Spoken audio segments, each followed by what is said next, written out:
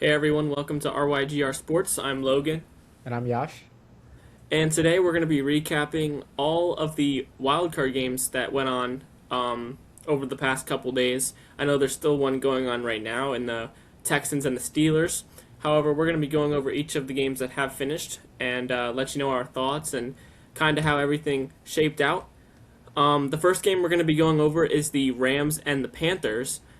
Now, this game was a lot closer than a lot of people thought. I know I picked the Rams to win by double digits, and they only won by 3 points, and they won in the final few minutes, which was honestly crazy. This was one of the better games. All of the games were really good except one. Um, but this one was arguably the best game of Wild Card Weekend. Now, Matt Stafford put on an MVP drive during the last few minutes to give his team the win, really. I mean, the Panthers were up by 4 with just a couple minutes left, and all you got to do is stop the Rams from scoring a touchdown, and you win the game.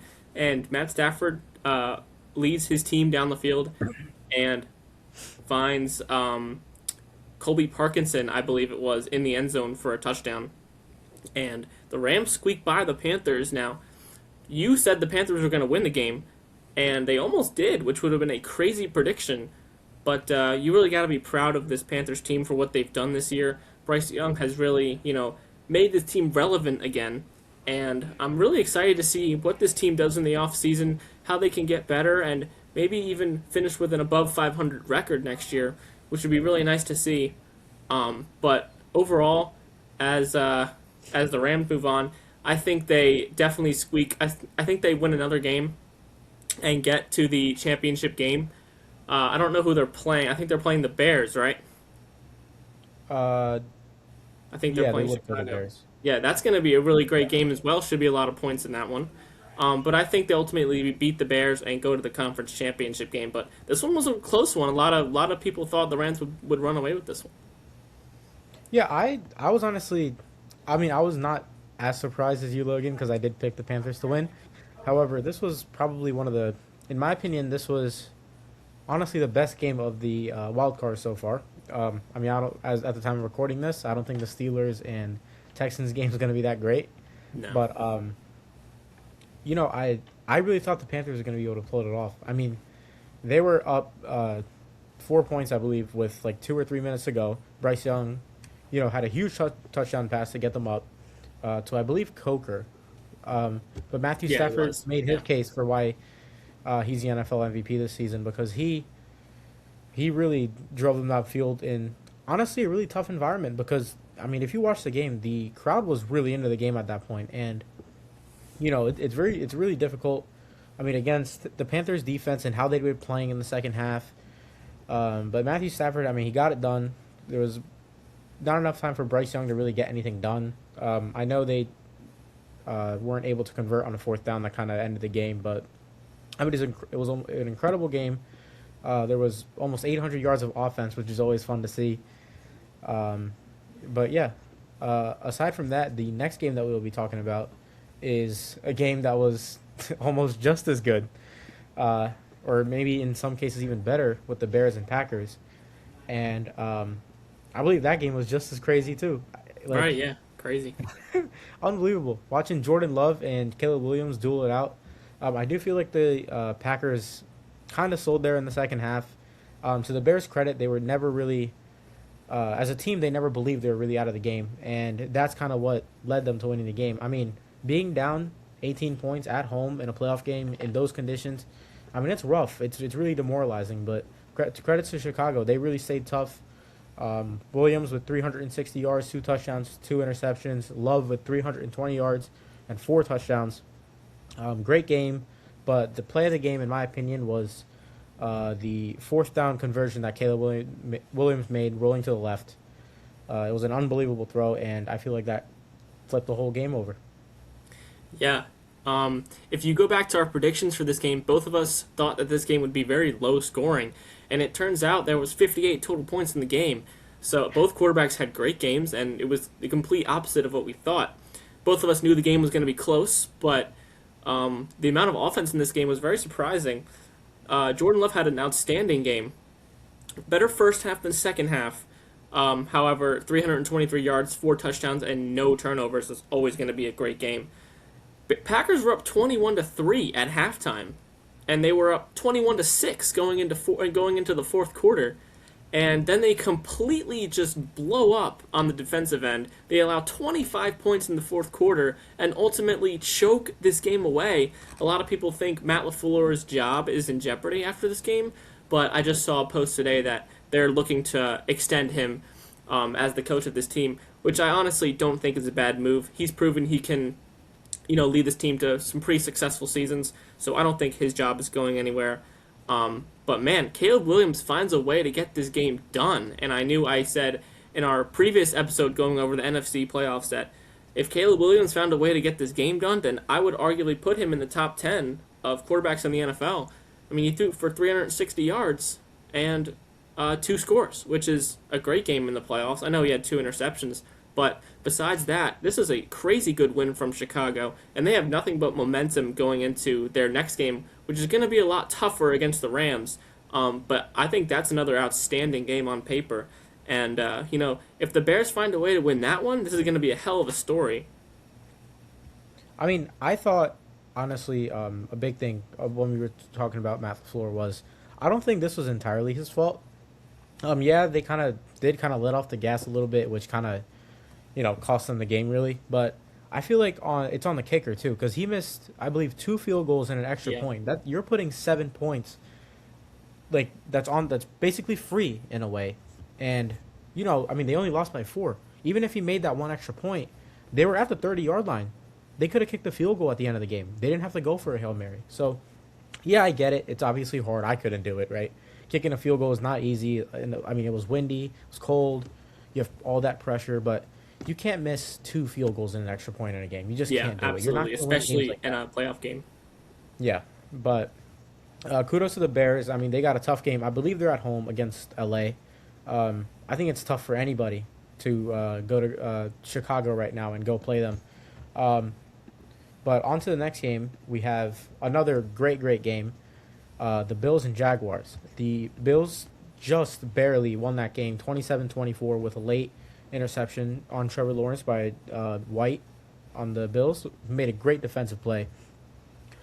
Josh Allen with 273 yards and 3 total touchdowns, and Trevor Lawrence with 3 touchdowns and 2 interceptions, along with obviously the game-losing interception. What did you think of the game, Logan? Yeah, this was another outstanding game to watch. We knew there was going to be a lot of points in this game, but I don't believe they covered the over in this game. I think the over was 51.5, 52.5. They only scored 51 points. So the game went under. However, what a finish in this one. Josh Allen doing MVP things. He scored 2 rushing touchdowns and also threw for a touchdown. 28 for 35 is an outstanding game. And he really proved why, he's one of the best quarterbacks in the league, and he got it done on one of the biggest stages. I kind of knew Buffalo was going to win this game, right? We both called Bills by 3, right? Yeah, we did. I think I had them 38-35, and you had them 30-27, I think. Yeah, and they end up winning by 3. So kudos to us for that pick right there. Yeah. When you look at the Jaguars and how they played, it was an outstanding season from Jacksonville. And there is no shame in losing this game to Josh Allen and the Bills because they are such a good team. He threw for 207 yards, which, isn't great. 3 touchdowns is very good. But honestly, the Jaguar offense just didn't really get it going in spots where they needed to. But once again, nothing to hang your head over. Jacksonville has a very, very bright future, and it seems like they've for sure found their franchise quarterback in Trevor Lawrence. The fact that he led this team to 13 wins is absolutely outstanding, and they have some really good pieces on this team. So I'm not worried about the Jaguars. I think they, put themselves in a similar position next year. But, what a win by the Bills. And who do they play, I believe, if they move on? They play the winner of tonight's game. Okay, so, I think Texans-Bills would be, honestly, a really good game to watch. Really close it would be in one, Texas, probably. too. Right. It would be in Texas. Yeah, so that would definitely be a great game to watch. But overall, from this game, nothing but props to Jacksonville for what they've done this season, and kudos to Buffalo for getting it done in the final few minutes. Yeah, I mean, Josh Allen, especially with the late game drive, huge drive, right? But I was honestly, I'm pretty surprised that the Jaguars actually made it this far. I mean, they put up a hell of a fight in a really tough game. I know it was at home, but you're going against Josh Allen. You have that pressure, but they have something brewing there. I mean, the Jaguars are going to be dangerous these next couple of years because they're only going Hmm. to get better and better, right? Um, so let's see how they draft here in the offseason. If they get another maybe corner or some sort of safety or free safety or something like that, they can really make some noise in the playoffs next year. I think Jacksonville is a team to watch next season. For sure, yeah. Really came out of nowhere this year, winning 13 Yeah, games. Nobody had that on their bingo card. not me. But moving on to our next game, we had the Logan. 49ers and the Eagles. Wait 1 second. The Bills, according to this, play the Broncos. Oh, The wow. Patriots play the winner of tonight's game. Okay, That's gonna Bills be a big game. Yeah. Broncos. That's a good game. I believe Buffalo will Yeah. probably be favored in that game, maybe because I It's in believe Denver. it's being played in Denver. Yeah. So I think the odds for that one are going to come close to 50-50. But anyways, our next game was the 49ers and the Eagles. This was another great game to watch. You know, the Eagles had a very frustrating season. Um, you know, AJ Brown starts off really bad. They lose some close ones. Um, but you know, as far as this game goes, I said the Eagles were going to run through the 49ers and control the entire game. And really they were just very inconsistent on the offensive side of the ball. Jalen Hurts just didn't really do what he needed to do in this game. No turnovers is good, but he only threw for 168 yards and you know, they only scored 19 points. So just not what you needed there from the Eagles. Give credit to the 49ers. They played a hell of a game on defense, and they came up big in the fourth quarter. And, you know, Brock Purdy threw 2 interceptions in this game, but he got it done in spots where he needed to get it done. And, of course, they had that one big trick play to Christian McCaffrey. The Jennings throw to McCaffrey was a huge play in this game. And, you know, Brock Purdy comes up big when he needs to. And, you know, besides that one bomb to McCaffrey, he didn't really. He only had 114 yards from scrimmage, which don't get me wrong, that's a lot. But I expected him to see the ball, you know, 25 to 30 times, and he only saw the ball 21 times. But you know, the Niners have always been a great team the last few years, and they know how to get it done in big spots. You know, this team has been to the Super Bowl twice, I believe, in the last 5 or 6 years. Um, but you know, it's really more of a disappointment from Philly rather than a outstanding performance from the 49ers. But, you know, I think Philly Yeah. will be fine. Well, so yeah, looking at Brock Purdy and how he performed this game, he made that one interception. The first interception he threw, I don't really blame him too much. Pocket was collapsing. He had to rush his throw. He couldn't really get enough on it because he couldn't step into it. It was a hard throw going to the sideline, but that second interception was more on him. But as soon as he was actually needed, he was able to get it done. And I feel like he's done that a lot of times in his career, right? I mean, he's played in a Super Bowl. Not many quarterbacks can say they have. I mean, in the fourth quarter when they needed him most, I mean, he performed without, his best tight end, George Kittle, who's out for the season. Wish him a speedy recovery. We're looking at, what should be his number one wide receiver in Brandon Ayuk. I have no idea where that dude is. Like I don't think anybody does. But Jawan Jennings and, to my surprise, Demarcus Robinson, who had a monster game, 6 catches for 111 yards and a touchdown. He played incredible. But I think this game was more on the Eagles than the 49ers because when you brought up Jalen Hurts, I actually don't think he played that bad. I mean, I think they had 4 drops on third down this Mm, game. That's unacceptable, right?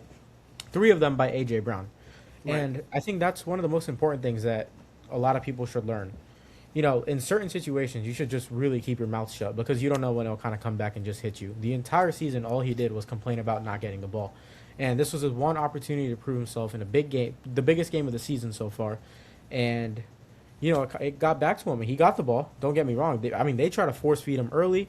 Went to him late. He just couldn't make the plays that he normally does. And, that happens. It's a part of life. But, now a lot of people are going to come at him just because of how he's acted all season. And I don't really see him on the Eagles next year because the Eagles definitely need to make some changes with their coaching and with, I guess, certain players, or they're not going to be back in the Super Bowl anytime soon.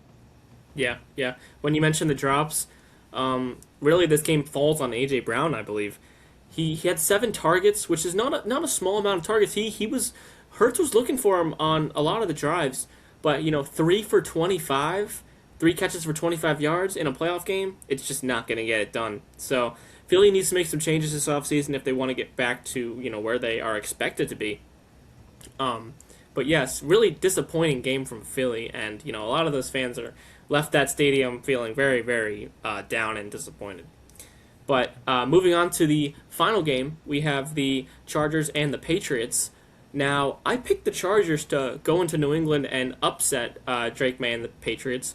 However, they looked completely lifeless on offense. Justin Herbert was being pressured the entire game, and they just really didn't get anything going at all. It was a very impressive performance by the Patriots, obviously more defensively than offensively, but the Chargers are a really good defense, so you can't put too much on that. Patriots defense came to play, and they sacked Justin Herbert 6 times for a loss of 39 yards, and they just looked absolutely dominant on the defensive side of the ball. I don't think Drake May played good. I mean, he had a big run, I believe, in the second half. He threw for 268 yards, which is a fine number. Threw a touchdown, had a big throw to Hunter Henry late in the game, and he did enough to get his team the win. Of course, when your opponent scores 3 points, you better do enough to get your team to win. I don't think it was a crazy good performance from Drake May, but he did his job, and especially the defense did their job in this game. Nobody had more than 3 catches on the Chargers side, and they only limited Justin Herbert to 159 total passing yards, which was an absolutely outstanding performance. Ramondre Stevenson comes up in some big spots, and of course Drake May had the big run, as I mentioned earlier, and they win at 16-3. Really kind of boring game to watch. I didn't expect a whole lot of points in this game, but I certainly expected Los Angeles to give a much bigger fight to the Patriots than what they did. So, a lot of question marks this offseason for LA. I think they retained most of their team, but you got to get some better offensive linemen, because that was just a pathetic performance from them in that game. And as the game started, if you were watching the broadcast, I believe some of the rankings, the Pro Football Focus rankings for these offensive linemen, it was like 36 out of 36, 37 out of 37, 35 out of 37. Like these guys are just not good. So I think if they get some offensive linemen help there and retain most of their offensive weapons, I think they'll be back, and I think they'll win 10 or 11 games next year. They'll be back. Yeah, I think. I obviously thought this game was going to be a lot more higher scoring, just like you. I was thinking somewhere between. I didn't think it was going to be too crazy. I thought it was going to be somewhere between like 24-27. Patriots winning the game. But as a Patriots fan, I enjoyed the game, even though it was more of a defensive battle. But I will say, man, they cannot protect Justin Herbert for their life. I mean, this is embarrassing what the offensive line did yesterday. I mean, kudos to the Patriots for generating very heavy pressure. But I mean, aside from Joe All, the Chargers got nobody, right? I mean, they got a bunch of mailmen playing offensive line. Like, there was a play, it was a safety blitz from the right side, clear as day, right? And this dude's just standing there, standing like this, like, not doing anything. What are you doing? He's going to let your quarterback get, like, blasted by a safety? Like, they have no, I don't know if it's a coaching issue or if it's a player issue. They just don't have any offensive talent, aside from, obviously, Joe Alt. But if the Chargers need anything next season, they need an offensive line, because their running game is, like a running back would be nice as well, but their running game is like okay, like you can kind of get somewhere with it. The receivers are good, obviously, with McConkey and Keenan Allen and stuff, and then their defense is obviously really good, right? Defensively, they don't really need to make any changes, but special teams and mainly that offensive line really need some work, because the Chargers you're not going to go anywhere without protecting your quarterback. It's a quarterback's league now, right? I mean, if this was like 30, 40 years ago, it's one thing, right? But it's a really pass-heavy league, and he has no time to throw. I mean, he was getting hit left and right. But now onto the Patriots side, Drake May, they were really getting to him too yesterday. I mean, our offensive line didn't look that great. Again, Chargers have a really good front four, really good linebackers, safeties, whatever. But, Drake May made a pretty bad interception. Not entirely his fault, because it was tipped, but he shouldn't have been thrown. There was 3 charges in the area anyways. But when, we needed him most, he was able to get it done with his legs more than his arm. aside from that one throw to Hunter Henry that he made up for because he missed that throw just maybe five minutes before that. Um, but if the Patriots want to win some games, Drake May cannot be your leading rusher, right?